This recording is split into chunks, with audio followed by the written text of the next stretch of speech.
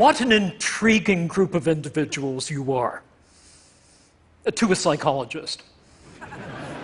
I've had the opportunity over the last couple of days of listening in on some of your conversations and watching you interact with each other, and I think it's fair to say already that there are 47 people in this audience at this moment displaying psychological symptoms I would like to discuss today.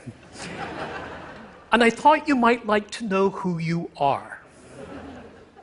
But instead of pointing at you, which would be gratuitous and intrusive, I thought I would tell you a few facts and stories in which you may catch a glimpse of yourself.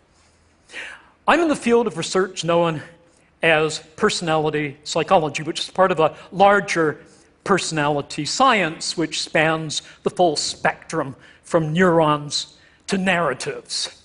And what we try to do, in our own way, is to make sense of how each of us, each of you, is in certain respects like all other people, like some other people, and like no other person.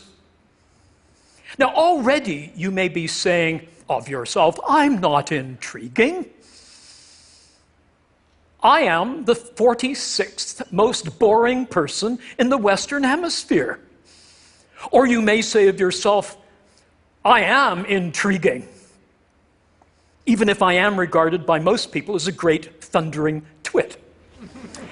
But it is your self-diagnosed boringness and your inherent twittiness that makes me as a psychologist really fascinated by you. So let me explain why this is so.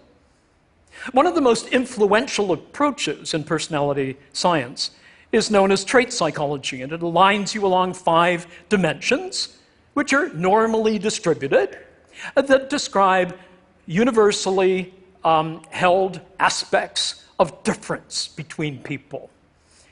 They spell out the acronym OCEAN. So O stands for open to experience versus those who are more closed. C stands for conscientiousness, in contrast to those with a more lackadaisical approach to life. E, extroversion, in contrast to more introverted people. A, agreeable individuals, in contrast to those decidedly not agreeable. And N, neurotic individuals, in contrast to those who are more stable. All of these dimensions have implications for our well-being, for how our life goes.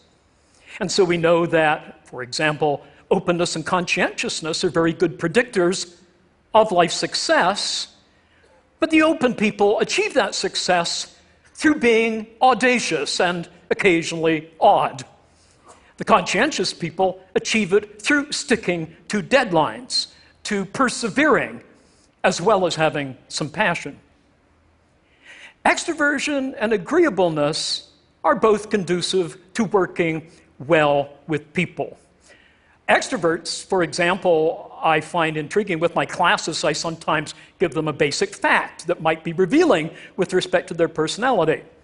I tell them that it is virtually impossible for adults to lick the outside of their own elbow. Did you know that?